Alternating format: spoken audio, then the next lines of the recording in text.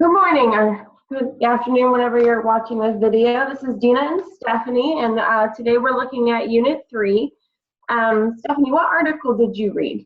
I read the K through 12, the makerspace, robotics, artificial intelligence, that one.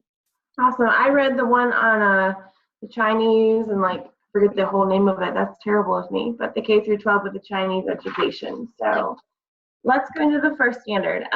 Model digital age work and learning. This is for teachers. So what did you find to support this standard, Stephanie? In the K through 12, we read about the makerspace and the robotics. I really liked the makerspace because it incorporates everything. It's where they're creating their own product however they want, whatever they see that they fit, whatever fits the content. You just have to get the supplies to make it. So them going through and creating trial through error, they're actually going through the scientific method, and it's really good because you get to use 3D printers. They get to see their product. So one thing teachers would have to do to implement that is actually understand the tools such as the 3D printer or whatever it is that they're using. Very awesome. Yeah, I read about the maker spaces too. I like that. Something else I read about was it's the massive open online courses, which is something like similar to what we're doing, and it really allows teachers to get feedback from the students and to adjust the learning with the online systems by doing that. And I just thought that was really interesting. It also opens up a world for those students who can't come to school, like who might have disabilities and things. So it would allow those teachers to get in touch with those students and use that online platform to teach those students. So it's all online, or it's all online, yeah. So, because I know that there are students in the past who have gotten sick, they're at home and they don't have any way of doing their work, and this would be a great way to get to those students. So, I thought that was interesting. That is. Yeah. Okay, moving on. Students, creative communicator. In the article I read, they talked about the flipped classroom. And that's really, I think, really big on the communicative part. Like students are working with each other, they're doing project-based lessons and things, and they have to be able to communicate. And in the world we live in today, communication is not anymore just writing letters or talking face-to-face with people. It's learning how to send emails. It's learning how to have that online presence. And I think with a flipped classroom, you're getting all of that. You know, you're working with students face-to-face, but you're also able to talk to your teachers in an online platform. There's so much of it. And a lot of the flipped classroom is on the students now. It's moving from an educator base to a student-centered learning. And I think that really opens up that communicative door for those students. What about you? So in the K through 12 article, they discussed how there are artificial intelligence.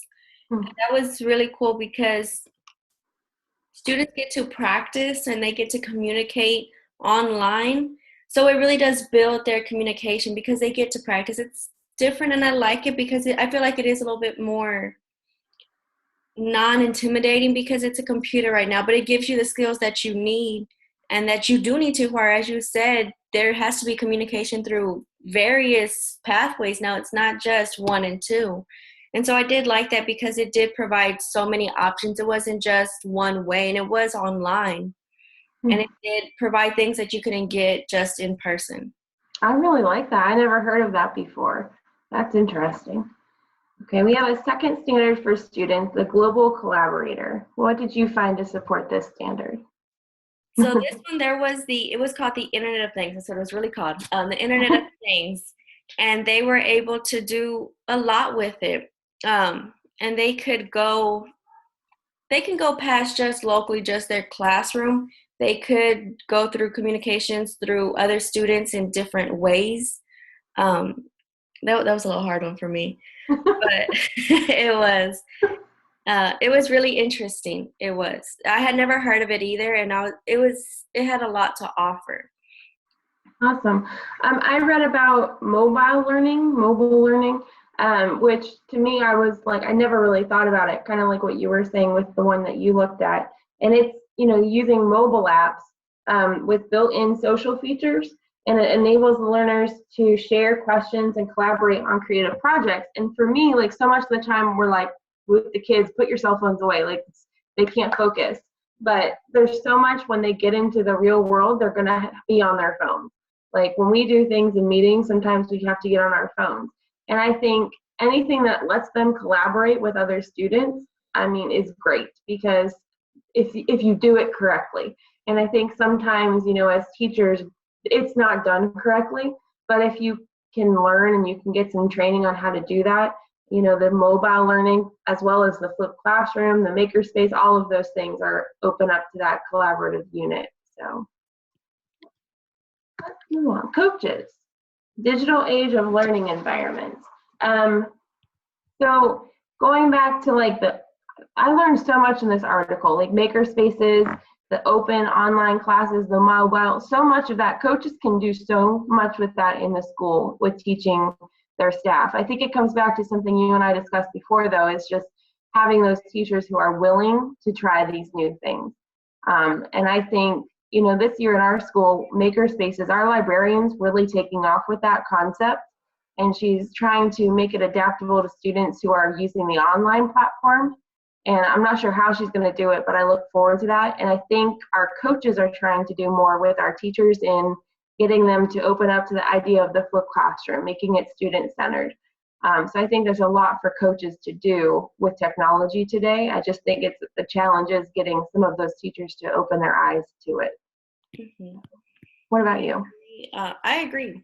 There is a lot of times teachers don't do it because they don't know how, or there isn't proper training. They may say they offer it, and they do, but a lot of times it can't just be a one-time training and that's it.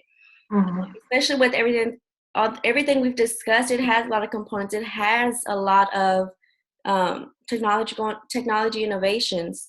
Mm-hmm.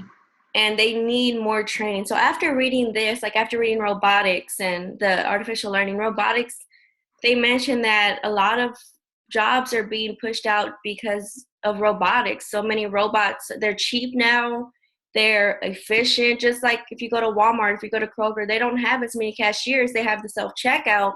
Mm-hmm. So they're waiting out jobs. And to know all that, you have to learn. So I think as coaches, it's important to understand that it can't just be a one and quit it. It has to be, let me evaluate this and let me see, okay, how did you do good on this? What do you need help with?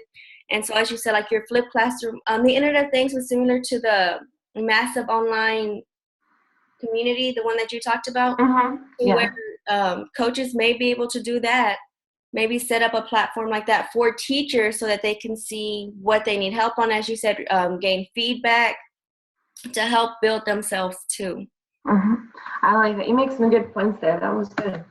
Administrators, so digital learning culture. What did you find to support this standard? So based on what I read as well, administrators, and you mentioned this last time, administrators have to do their research. They have to see what's going to be best, what has the best outcomes for their students.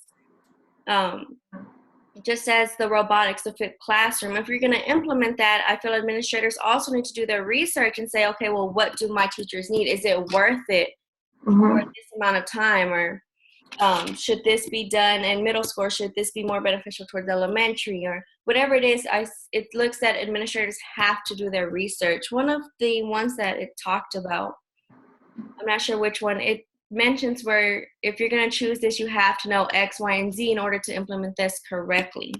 Mm-hmm. Yeah, definitely. I agree with that. I was thinking about the relevancy of sometimes picking this technology and making sure that it's relevant to what your students have to learn, because a lot of people, they can get caught up in the gadgets. Oh, this is beautiful, this is fun, but if it's not relevant, then is it really worth having it in your school and bringing it into your learning culture? I think, like all the things that I read about the flipped classrooms, the maker spaces, they're all excellent ways of pulling in technology into the classroom, but it has to be relevant. And it's up to the administrator to kind of take the lead on that, to make sure that they're sticking with the vision and the mission of the school and making sure that whatever is going on in the classroom fits with what the students have to be able to accomplish to be successful. I agree, because a lot of the technology is not cheap. It requires a lot of upkeep, a lot of upgrades. And if the school is going to invest in that, like you said, is it going to be relevant? Is it able to do all these things that I need it to do? So I really like that point. I completely agree. Yeah. Well, I think that that's the last standard for us. So if you feel free to leave any comments, let us know how we did or how we can improve. So thank you, Stephanie.